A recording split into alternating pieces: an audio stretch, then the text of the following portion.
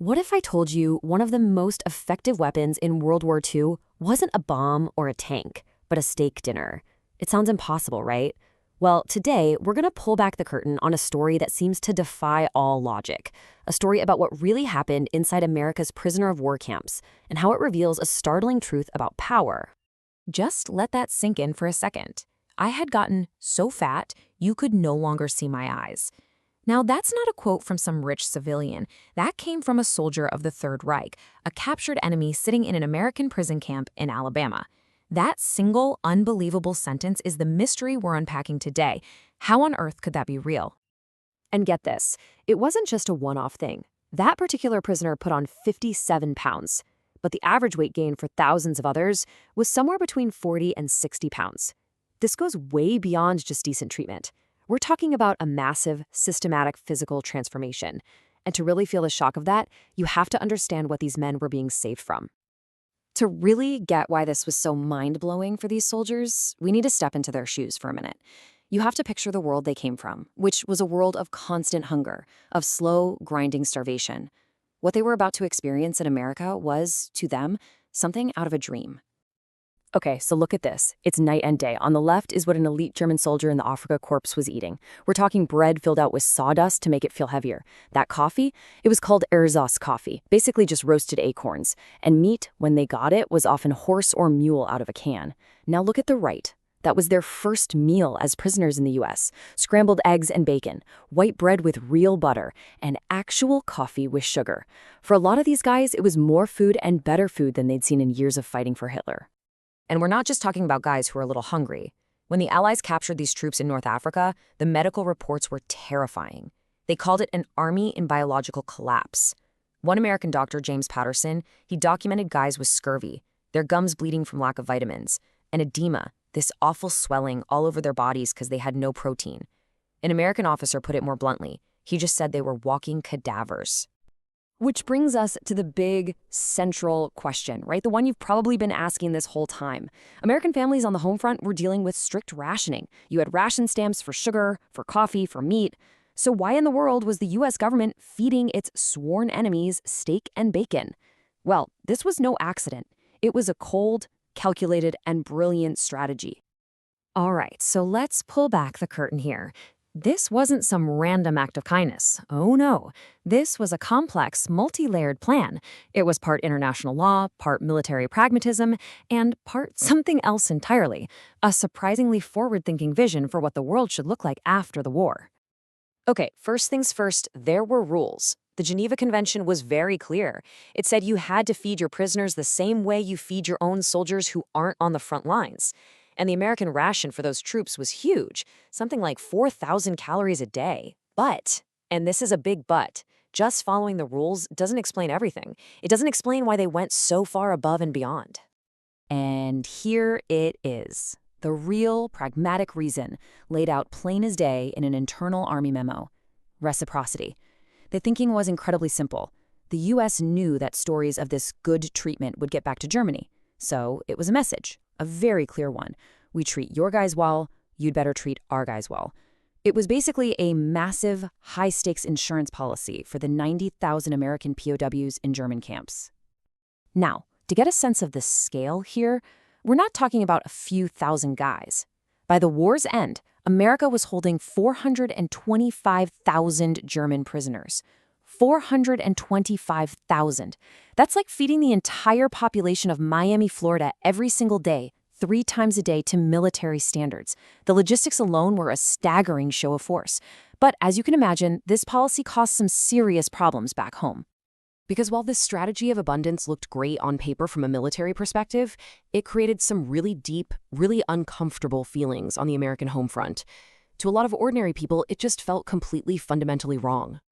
I mean, just listen to this. It's a quote from a letter written by a mother in Kansas.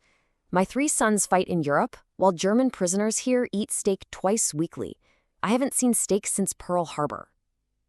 Can you even imagine the anger and the hurt? You're at home, saving up ration stamps, worried sick about your kids overseas, and you find out the enemy they're fighting is eating better than your own family? But it gets even worse. There was an irony here that was so painful it's hard to believe. In the segregated America of the 1940s, black soldiers, men fighting and dying for their country, faced discrimination that the enemy didn't. This letter from a soldier named Robert Trimingham describes seeing German POWs sitting down and being served inside a restaurant, while he, an American soldier in uniform, was told to go around to the kitchen door. The enemy got a seat at the table, while the American hero was treated like a second-class citizen. The whole situation was so completely absurd that the German prisoners themselves started to notice. I mean, think about this. You had actual Nazi soldiers inside American POW camps publishing their own little newspapers with editorials asking, hey, what's up with your segregation policies? You can't make this stuff up. It just shows you the deep, deep contradictions of the time. But believe it or not, there's one more layer to this whole strategy. This is the secret weapon, the part that was more subtle, and in the end, maybe the most powerful of all. This wasn't just about following the law or protecting American soldiers. This was about ideology. It was a secret re-education program, and the classroom was the American landscape itself. See, these prisoners weren't just sitting around. They were put to work on farms and in factories. And what they saw there, it just shattered the worldview that Nazi propaganda had built for them. They saw a new B-24 bomber roll off the assembly line literally every single hour. They worked on farms where a handful of people with machines were producing more food than their entire village back home. And maybe the most shocking thing of all, they saw what one prisoner called mountains of oranges being bulldozed into the ground just to keep prices stable. It was a level of casual waste that spoke to a level of abundance they couldn't possibly comprehend. And that's where it all clicks into place. That was the masterstroke. The US didn't need to hand out pamphlets or give lectures about the evils of Nazism. They didn't have to tell. They just had to show. The overwhelming, undeniable evidence of America's industrial and agricultural power was more convincing than any propaganda. It proved, right before their eyes, that this messy, chaotic democracy could deliver a quality of life that their rigid, totalitarian system could only dream of. And did it work? Well, you tell me. This quote from a high-ranking German officer, a colonel no less, says everything. We arrived as convinced Nazis. We departed as reluctant Democrats. And listen to this key part. Not through brainwashing, but through observation. Their system worked. It wasn't propaganda. It was just reality. And that reality was served to them on a plate 3 times a day. So what was the long-term payoff? After all this controversy, all this expense, what was the ultimate result? Well, the real legacy of this strategy didn't actually kick in until after the prisoners went home. That's when the real work began. So imagine these well-fed, healthy men returning to Germany, a country in ruins, where people were literally starving. At first, it caused a lot of tension, but they brought back something much more valuable than a few extra pounds. They brought back knowledge. Thousands of these former prisoners had taken classes on American farming techniques while in the camps.